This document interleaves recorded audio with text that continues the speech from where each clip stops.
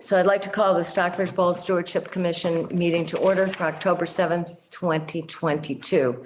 And we have a small agenda today, but I'm hoping we can have an in-depth discussion about the main topic. But first order of business is to approve the minutes from the meeting of September 16th, 2022. Do I have a motion to approve? Motion to approve. Okay. All right, all those in favor? Aye. I wasn't here for the meeting, so I don't know. I imagine that they're correct. That's the only thing I can, so I'll approve them. Yeah. Okay. Sally? Yes. Aye from me? All right. Aye from you? Yeah. Okay, so the minutes are so approved. So the next thing on the agenda was basically to have a discussion about education and public awareness.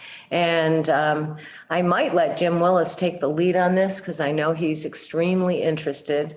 And I think we all will have various points of view in terms of the input and what we think is going to be important. I think there's going to be a lot of different topics that we're going to have to cover in terms of public awareness. So Jim, do you want to kick this off? Sure. I'm trying to recall what I emailed you, some of my past discussions, but so, as we put together the lake management plan, is that going to be put out initially to the public for comment? Are we going to present it formally to the community? That's my first question.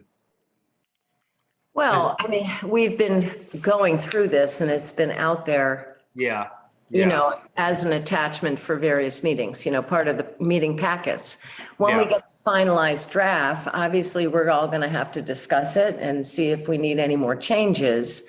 And we don't have anything back yet, so I'm going to have to really prod them this afternoon because it was supposed to be by the end of September. And I know Steve Roy, though, was away for some period of time, so that might have delayed it some. But anyway, and it certainly will be out there in terms of it will be an attachment for that particular meeting when we're going over it. And we have to make a decision as to whether or not we're going to then pass this on to the select board. If we think that we're at that point and we're happy with what we have, then we'll pass it on to the select board for their approval, their ultimate approval. And clearly the select board will also, in a public meeting, take comments and questions about. Great. Okay, yeah, that was just, in my mind, I'm trying to figure out roll out cutting of the ribbon of the lake management plan because so much time and resources have been put into it. But from my mind, it's like there's all these other sectors that we want to put out best practices and FAQs, how to maintain your septic system. So there's all these different, how to protect your, if there's a wetland in your property, what you should and shouldn't be doing, right? Runoff, pesticide issues. So I think what we want to think about is how we roll that into the lake management plan, or B, is that like a separate thing for education and outreach? Because there's so many things out there that people want to do the right thing, but they're not aware, obviously. So I know we kind of incrementally talked about like an educational outreach kind of plan. And I don't know if this is going to be like a brochure or some type of just something added to lake management plan. So I'm really interested in the education outreach because I think it'll go a long way. How to use organic pesticides, for example, and kind of other things that will help contribute to protecting of the lake. Right. And I think, not only are we going to have different topics that we think the public really needs to be aware of and they need to be educated about. So there will be things, I think, coming from every area, i.e. Conservation Commission, Board of Health and Tri-Town Health. You're going to have different focuses. And I think it would make the most sense as we come up with the various pieces of information that we need to address. Then we also need to look at all the different means available to us to disseminate that information. Now, obviously, one is the town website. Another is brochures. Another is posting in public places around the lake, i.e., the water chestnut poster and that kind of thing. But another thing that would be available to us is CTSV, that we could probably also broadcast, put together a program where we discuss these topics. So say in the terms of, Board of Health, you could probably put something together with CTSB and have a broadcast where you actually discuss, how do you take care of your septic system if you're within this area, et cetera. So I think if we just go through and try to come up with all the bullet points of topics that we have to address, and then also look at the multiple means that we could disseminate the information. Michael? Yeah, I think information is very, very important, but I think as important is the residents around the lake is so heavily weighed in second homeowners. And they generally don't look at the same thing we do. Right. So I think it's up to the Concom when they come before the Concom. Maybe, Jim, you should get together with Sally or the Concom and put together something that you want to give people that are building homes in a brochure or in a thing that they should be reading, because I don't think they really are looking at it like we look at it, looking at the town website or the different websites that we look at. Right. So we've got to make sure that how do we get it to all groups of people, primary homeowners and secondary homeowners? Yeah. What is the best means to get to secondary homeowners? We have a second homeowners meeting it's in July. In July. That would be a great place to have a 10-minute presentation. Right.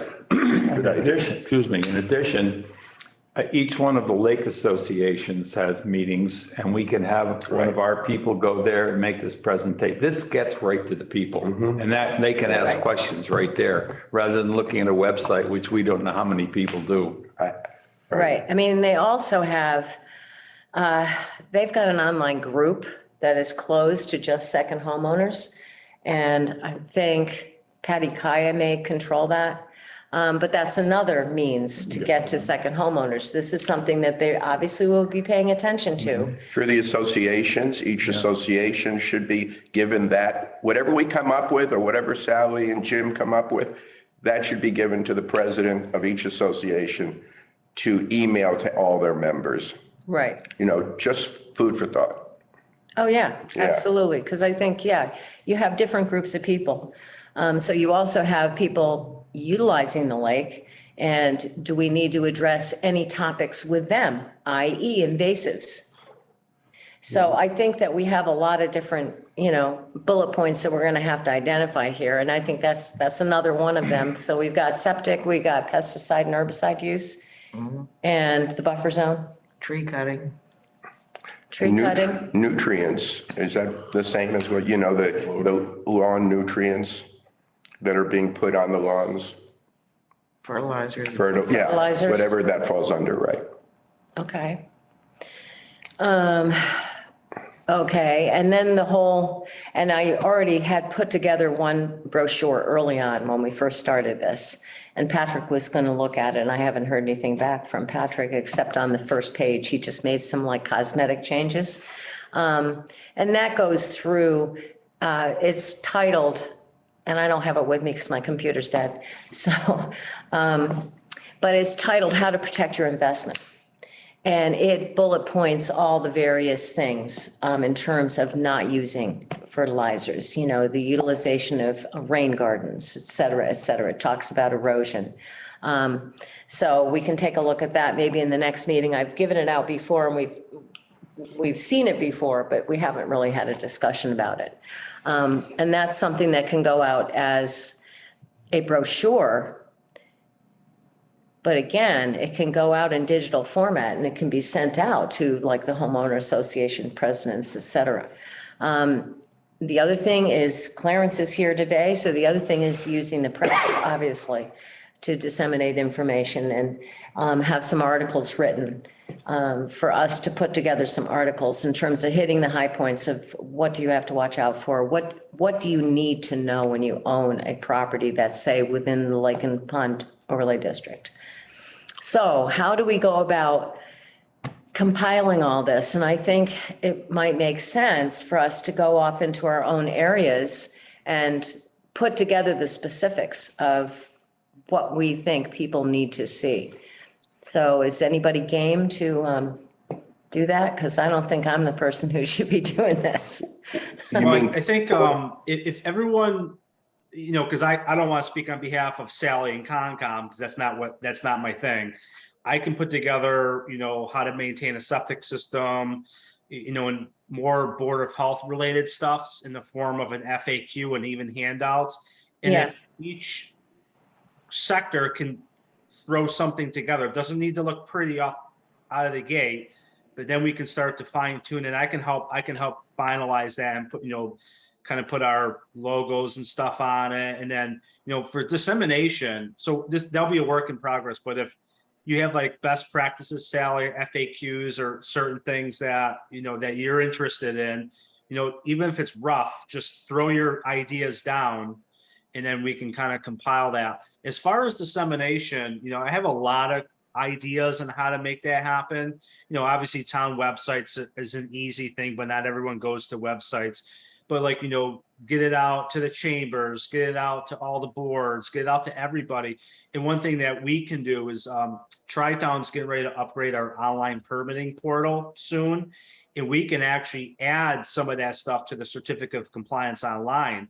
We can look at real estate tax bills, for example. And another thought I had, and we'll have to get Ned Baldwin involved, but if we have this FAQ on, setbacks and wetlands, could that be given out as part of their online building permits? And could this be given, so if Sally and her board gives out like whatever they do, notice of intent or whatever it is, that's part of the permit. So they're actually getting the information, or their compliance, whatever they call their compliance thing or conditions, you can get that information out. So it doesn't solve all the problems. People are still going to do what they're going to do. But if we can make those connections, I think it'll go a long way. What Right. about realtors? Good point, yeah. Well, That's a Somebody very good sells way. a house in Stockbridge, give them one. Yes, I yeah. think they'd hand them out. But Jim, I think that's a great idea. That's exactly make it part plus for of, them. I think Concom is the first line of defense for new homes especially, and that's probably not the most critical, but a very critical part of what they do in demolishing the area and whatever they do, that they have to know that, A lot of what we do, there aren't that many new homes. right, I understand, right, They're demos. right. Well, whatever, yeah. So that's kind of, I'm just taking it as the, a new home has sort of a different set of criteria Yeah. than a demo. right. Right. So are you asking for someone to create like a leadership thing to get this all together? Is that what you're asking for, Roxanne? Well, I mean, Or- Jim obviously can put together the Board of Health, Yeah. the health related and the septic, and all that. So, and then come back to the table. And if Sally would be willing to go to the Concom and you guys discuss this in terms of what do you want to put in there, and then come back to us. And again, it doesn't have to be pretty, like Jim said. If we come in with the basic bullet points, the frequently asked questions, the things that you feel as Conservation Commission that people need to know, they need to understand better, that would be great. I'd be willing to work on the piece about invasive species, because we've already started down that road, and what other information we think should be there. Anything, Gary, from your perspective that people? Well, I need to think know? you should have a really nice looking, like a trifold handout. Right. And I mean, we can get tons of them out down at the boat ramp because a lot of people down there. Well, that's, like I said, I've already created it. It just needs to be cleaned up. Yeah. And that really only addresses protecting your investment when you own a lakefront property, i.e. these are, it's kind of the best practices. I forget how many bullet points are in there. I think it might be 7 of them, where it talks about all the things that they can do that's going to enhance and protect their property and protect the lake. So we can go over that in detail the next time when I hopefully get my computer back. And Roxanne, if people want to send me all their stuff, I can create a file and keep working at it rather than, but it's up to you. And then we can then we can bring it back as a first draft and as we start to clean it up, whatever is easier for everyone else. Well, that would be great if you've got the time to do that. I can, Well, I don't Jim, have time, but if Sally sends me stuff, I'll pick away at my stuff. And if Gary has things on like zebra mussels, whatever, get like 7 or 8 high level sectors that we can put the lake management logo and what our mission is on the inside and why it's important to do this, and talk about how to maintain your septic. Here's what you need to do if you have wetlands or whatever Concom does, and hear about runoff. We can put it all together. I'll create a file and I'll start to pick away at it. And we've done trifolds before, so I have like templates in Publisher and stuff. And then what we can do is Yeah, me too. throw it together in the next couple months, then bring it back to the full board as like a rough draft and kind of, are we missing anything? What do we need? And then we just keep working towards that. Okay, yeah. I mean, the other thing, I think there's that where we've got the bullet point, the topics that we need to cover, and the data that needs to be disseminated. And then I think there's another piece in that we have to look at not only trifold like brochures, but also posters, email, put into an email format so they can be easily emailed to a lot of people, press releases. If we wanted to, and I think this is a big discussion, if we wanted to do something with CTSB where we have a series of programming that addresses these topics and they're broadcast on a regular basis, and obviously they're taped and they'll be out at least on YouTube. So, I think that's the direction that we need to go in. But if everybody kind of pitches in, and if you're willing to be the clearinghouse, Jim, I'm thrilled. I'll try my best. And tie in that brochure to lake management plan, right? So the first piece is like what the commission is, where our roles and responsibilities are, and Right. access your lake management plan. Oh, by the way, as part of the lake management plan, we're asking everyone to participate and do your part in X, Y, and Z. And then you kind of get into those high level things. Jim, Yeah. Jim, if you need any help on that, because also the SBA, I mean, we probably have such an incredible library of everybody. I mean, members of the SBA, so many of them, if not all of them, are basically part of the SBA who live around. And I think we as the SBA will make sure that this information gets to every person that lives around the lake or whose property influences the lake. But the key is also to make the parties understand that it's not just to enhance their property. They're there because their mission is to enhance the lake. Their properties are nothing. In other words, the number one thing is the lake, to me, not their property per se. I think if you live around the lake, that's why you live around the lake, because you're in love with the lake itself. And I think it's so important that we drill into them how important it is to keep this lake as healthy as possible. The property will take care of themselves, but the lake is their mission, is our mission. Well, you're right, Mike. I mean, like people, if you have a property value with a lakefront property, don't you want to protect your investment? Not alone the ethical thing and responsibility that we should all be doing with the environment, right? Recycling, right. Not littering and other, but like, if you don't do X, Y, and Z, all you're doing is hurting your own investment and therefore the community. Right, that's right, absolutely. But I really, right. But we can go over it. But again, if I can be of help to you, if you need somebody to whatever, please get in touch with me, or I can work with you on this thing. Yeah, so right now, like high level ideas, whatever people have for each different sector, send it to me and I'll throw it into a file and then we'll pick away at it. And then once I get what I need to have, we'll start to pick away at what this thing looks like. And I'll go through the lake management plan, look at the high level, overview and kind of throw that in there. And that won't take me long. Once, especially as the septic season starts to slow down and flu season starts to slow down, I'll have a little bit more time, hopefully, to work on this. But thank you. Yeah.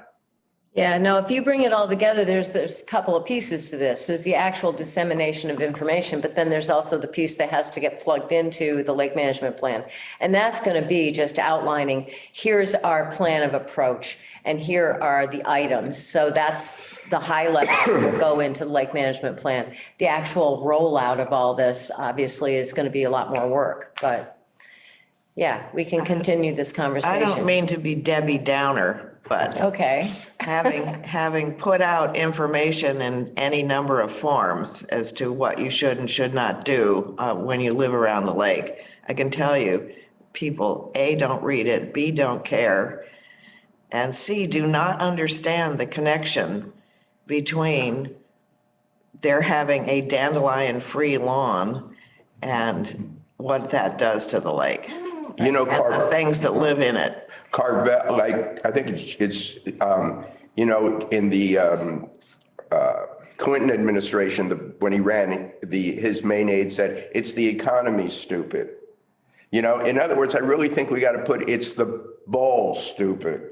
It's not about, you know, you live here, it's about, we got to keep drilling into them that it's about the bowl. It's not about their property. I really believe that most people that live around the lake ultimately want to see a healthy lake versus a healthy garden.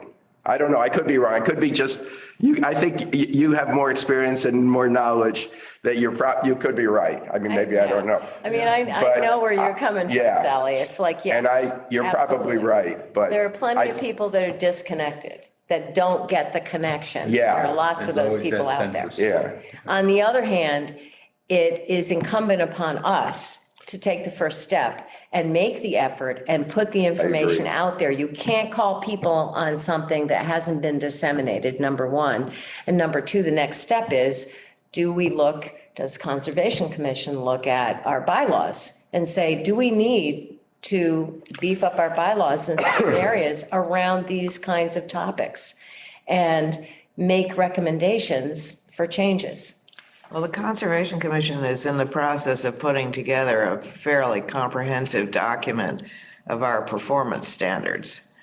What we expect to see and what we want people to come back to us with. I mean, it's such a complicated thing, and, you know, they have their little goose fences that we keep telling you can't have the goose fences. You know, plant. You don't have your lawn go down to the lake. You get erosion, and it's an invitation to the geese to come up.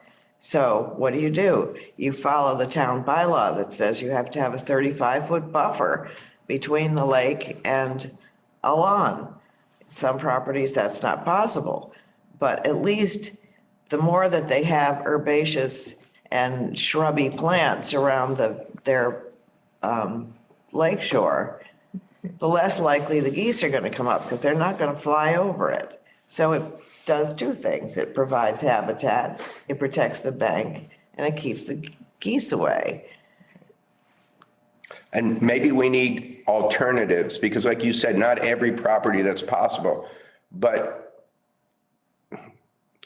let's start the process going. But I really think this should be a new beginning and I agree we need to make it about the bowl and that everyone who lives around the outlet at least has knowledge of what they should be doing. You can't force it, I guess, but it's imperative that they have knowledge. And I'm convinced that most people, not most, but many do not have even knowledge or care. Right. If you cut down a tree, you need to replace it, right? Exactly. Right now, And if you're planting native plants, what are specifically some suggestions? Because they may not know. And so.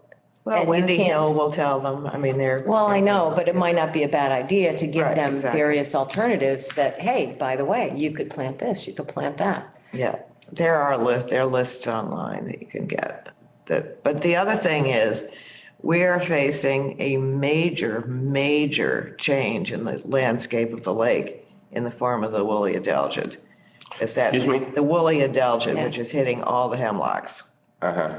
And the hemlocks are I don't know if they're the most predominant tree around the lake, but they're certainly one of the more predominant trees around the lake. If all those hemlocks die, it is going to change everything around the lake. What will be the effect, Sally, that you see? There won't be any trees. So when you're cutting down, I mean, the trees provide shade, they provide cooling, they provide, inspiration and exploration. They do all this stuff. They hold the banks, they help with climate change, whatever, the millions and millions of things that trees do. And if the majority of the trees are diseased, which an awful lot of them are, we're seeing the ash go and we're seeing the hemlocks go, and there's some indication that if the ash borer loses the ash trees, they'll go after the maples. We've got the lanternfly. I mean, it's really a huge, huge thing in the offing.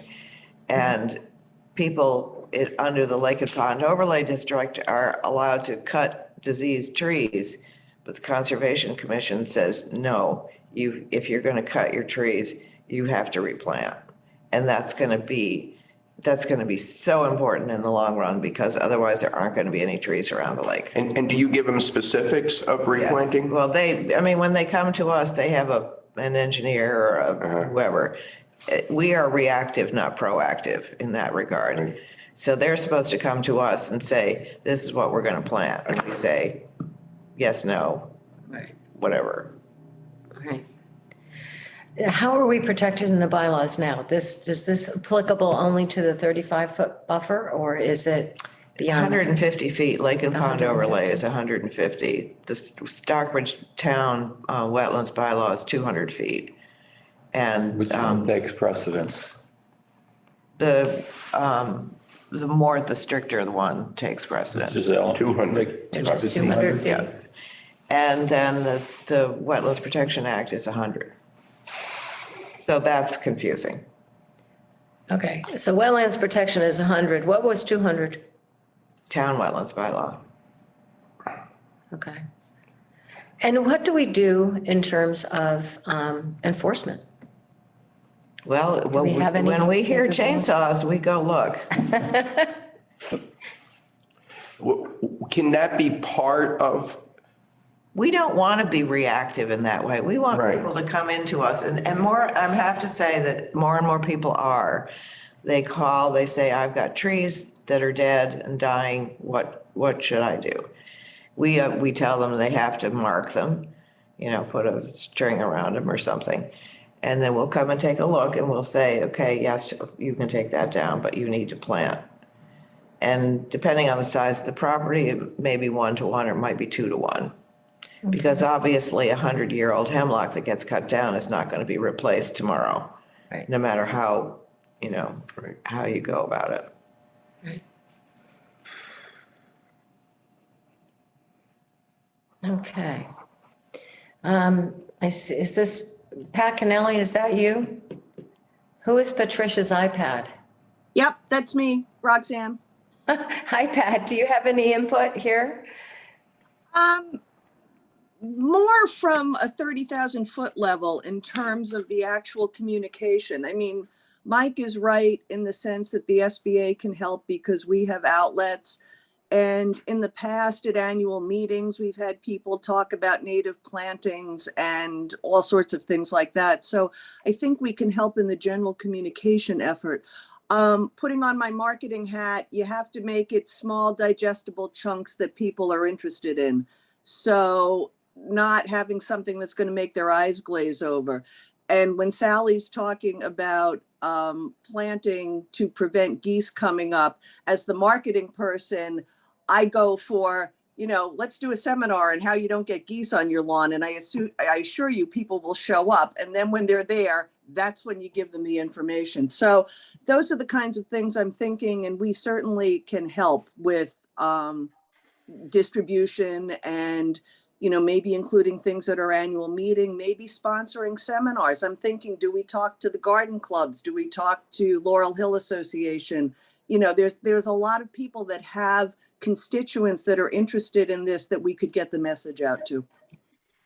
Pat, I agree with you 100%. Having had a company and it was basically marketing, we should really pick in order, what, if they do three things correctly, will that be 80% of what we want them to do? And I agree with Pat that we got to keep it simple. We got to keep it, in other words, so that people will read it. They look at something and right away people won't even read it if it's over the top of all these things. So whatever we put together, Jim, is important for the lake management plan, but for what we want to get property owners to do, we should try and simplify it to the most important 2, 3, 4 things that we know they can do and will read.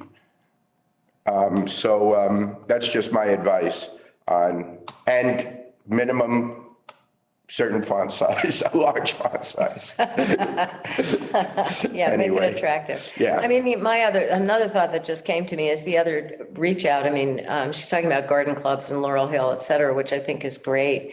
Also, all the nurseries, Berkshire Botanical Garden, and encourage them to do programming and workshops around these kinds of topics, like about landscaping with native plants, for instance, or anything that might be related that they could actually do a program on and educate people in that way. So, yeah, how to avoid geese on the lawn that's a good one.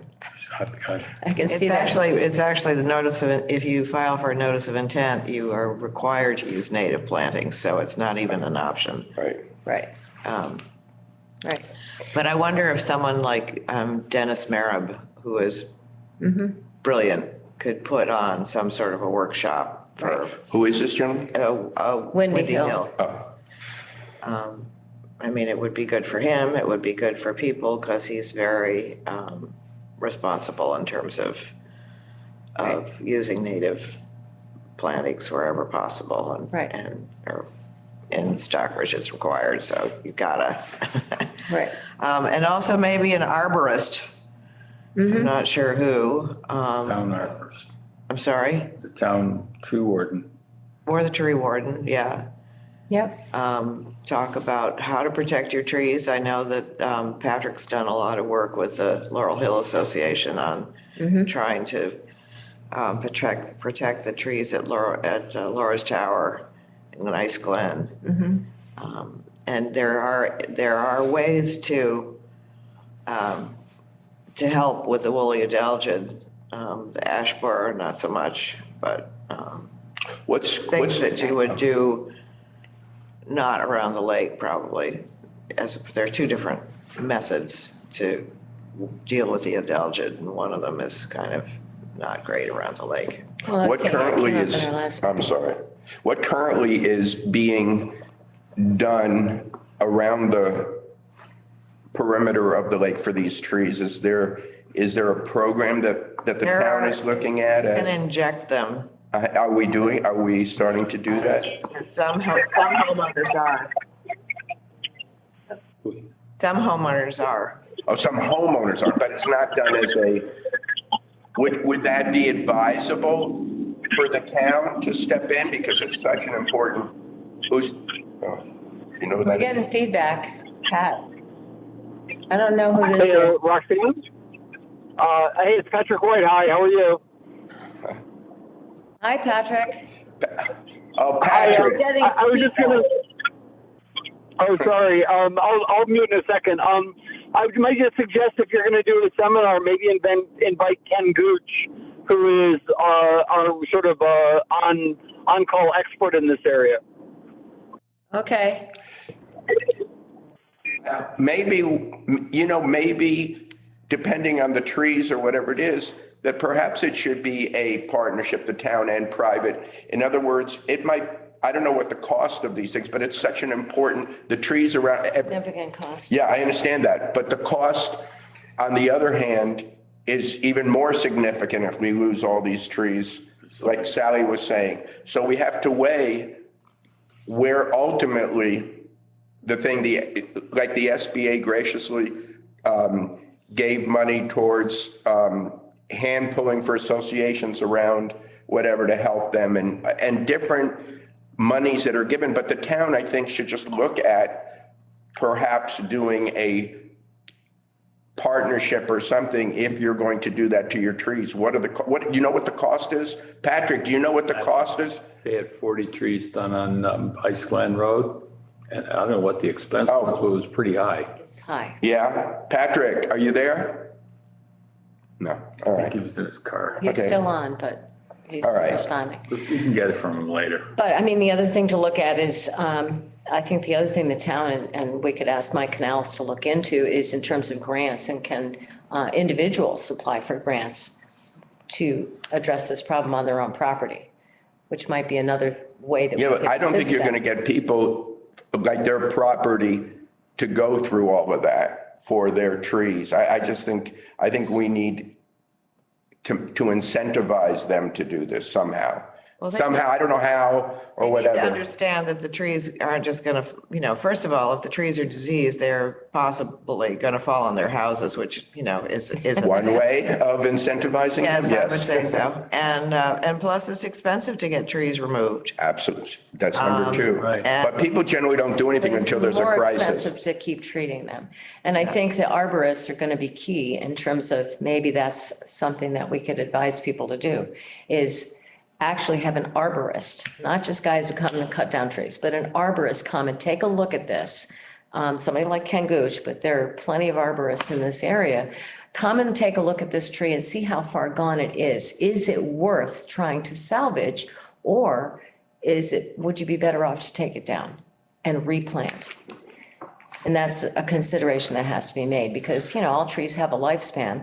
So if they're too far gone, it may not be you may not be able to bring it back. And you may spend a lot of money trying to save that tree that can't be saved. So I think that giving people that kind of advice to go to an arborist and get a professional opinion about each tree that they're concerned about. But the whole thing is a really expensive prospect. I mean, taking down the tree to begin with is expensive. There's permitting, which isn't expensive, but there is permitting. Replanting is not cheap. This is going to be a big, big deal in the not too distant future. Yeah, we're starting to see it at Bullard Woods. We've had hemlocks come down this year. Fall, Really? big ones. Yep. Well, I mean, it's not quite a monoculture around the lake, but the hemlocks are a really predominant species. okay. Well, Moving on. moving on. Do we have any, let's see, it looks like Patrick is here. Somebody from Zoning Board of Appeals is here. I don't know who it is, but do we have any questions or comments from whoever is on as Zoning Board of Appeals?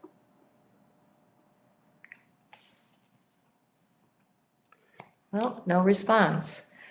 All right, so I think we pretty much have at least an initial plan in place, and that Jim is willing to be the clearinghouse. If we send in, Sally, you can get things from Conservation Commission, pass it off to Jim. Michael? I will help.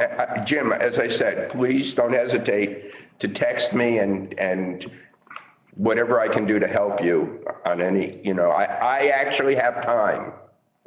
And Gary? Yeah. Yeah, anything you've got on zebra mussels would be great. If you could Yeah. share that with me, because I've already got the water chestnut stuff. And I will send you, Jim, what I already have in terms of a brochure and obviously what was already done in terms of the water chestnuts. So we'll compile all this and then come back together and discuss this in more detail. And hopefully we'll have more members here. I know Patrick had told me he couldn't be here. I know John couldn't be here also. He had a conflict. And Mike Buffoni's not here, so I'm going to have to talk to Mike and see if he can be here for the next meeting. But any other comments from any of the members On this topic. on this topic? No? Okay, hearing none, I think we can wrap it up pretty quickly today. I'm glad we've been going over an hour and I feel bad about that. So anyway, I move to adjourn if we have no other comments from the public. Second. Well, I just have Yes, Mike? I just want to talk about the harvesting I did something that we'd never done before. I hope it's okay, and maybe I should keep my mouth shut. But I took the harvester. I took the harvester in late September for one last, because I was hoping that the lilies wouldn't grow back, and I had read that there's if you do it at the end, first of all, they won't fall back into the lake because they won't coming back. But I noticed that in a late September harvesting, when I went past, they haven't grown back. Usually they're back in a week, but they're not there. And I'm just thinking that I'm hoping that I can do this again next year, or make this part of the process. In other words, it'll delay. Michael, Patrick, I think that's you. We cannot make you out, and you're talking over Michael Nathan. Well, that's not so bad. Oh, sorry. Pat, that's not so bad. Thank you. Yeah, okay. Okay, Yeah. so your point is. My point is, I think Harvesting. that the harvester, there should be one last, and if we could keep that harvester out through September and have that last one, first of all, it'll make it slower of plants disintegrating back into the lake because they're not there anymore. Right. But the other thing is that I'd like to just say that and Pat Canali, Pat, are you there? Yeah, Pat's still here. Yeah. Yes, I'm still here. Okay, that the SBA, now you have to sort of, that we're talking about preparing a new NOI. Is that still on the table for the harvester to do more than the 10 acres? And that if needed, is that still? That's the town, yeah. That's the town, right? That the Yes. SBA had agreed in a last meeting that if necessary to help donate towards the funds, I think, Pat, up to $10,000 or something, if we were going to do it, or how does? What we said we would do, Mike, is help. What we said we would do is help the town, partner with them to get the NOI for a more robust harvesting. So Right. if that meant having our legal folks help out and review, or have, our other outside lake management resources help do the NOI, that's what we said we would do, is partner with the town. Roxanne's totally right. It's the town's application, but whatever we can do to help make that happen for next season, and have a more robust harvesting plan, that's what we want to do. Right, I didn't want to get into it too deeply because I didn't want to mix the two until it was more clear how we can work together. Yep. So the other thing is that I'd like to emphasize on the harvesting is that we have to be after to get the new motor. As a reminder to Mike Canellis to please be after the company who does the harvester to get the small harvester out. And I must say that the large harvester was not as bad as I feared it would be. It actually, once you get to know it, there was some advantages to how much it could collect versus the small one. But nevertheless, so that's my report on the SBA, and I'm looking at, the SBA is also is working on developing trail maps for Gold Meadows, for the Gold Meadow walk to Bullard Woods.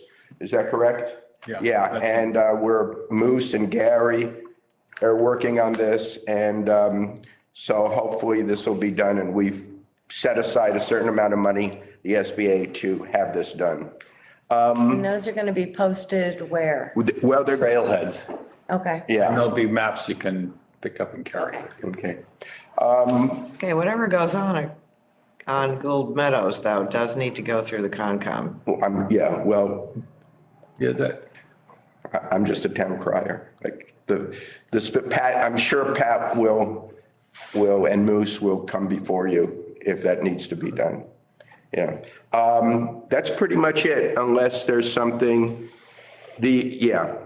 all right. Okay, and I apologize because No, don't worry. Well, I yeah. can't print anything. My computer's dead. It's been tough. So I Yeah. don't have a printed Yeah, don't agenda worry. in front of That's me. perfect. So anyway, Sally, do you have any report to make? Any updates? Hey, Roxanne, can I add one thing? Yeah, Patrick, but you're pretty broken up. It's hard to understand you. Okay. hold on, I just pulled over. So the thing I wanted to add was that Michael and I had a meeting with Carrie Ann Petrick from the Municipal Vulnerabilities Program, the grant people, and I would like to work with you or someone on fashioning a climate-oriented grant for dredging. She invited us to put in an application. It's kind of the pre-application stage, so it's basically doing like an executive summary. Okay. All righty. Yeah, maybe, you can fill me in later. Okay. On the details. Yeah, we can talk about it. All right. Thank There's you. one other thing though. Thank you. Michael mentioned climate, or Michael mentioned harvesting. Climate change is going to change the length of the season for the growing of things we don't want to grow. So I think that that's something we have to think about too. How that impacts the harvesting schedule. Yeah, it may lengthen it, I'm sure. He's already brought that up, and I think it makes sense. So I know Mike and Alice and Hugh have talked about it as well. Okay, good. Let me see. Jim Willis, do you have any updates for us from Tri-Town Health? No, I'm all set. Thanks. Okay, Gary? We're running about half schedule right now at the zebra mussel washing station, and they're going to completely be gone after Columbus Day. Okay. Thank you, Gary, for this, really. And what date is Columbus Day this year? The 10th. The 10th? Wait a minute, This yeah, weekend. the 10th. It's this Yeah, it's Monday. coming up, Yeah. Monday. All righty. Any other questions from anybody out there? Zoning Board of Appeals is still a mystery. I don't know who that is, so. I don't see any hands up, so I now move to adjourn. Okay, a second. All those in favor? Bye. Aye. Thank you, thank you.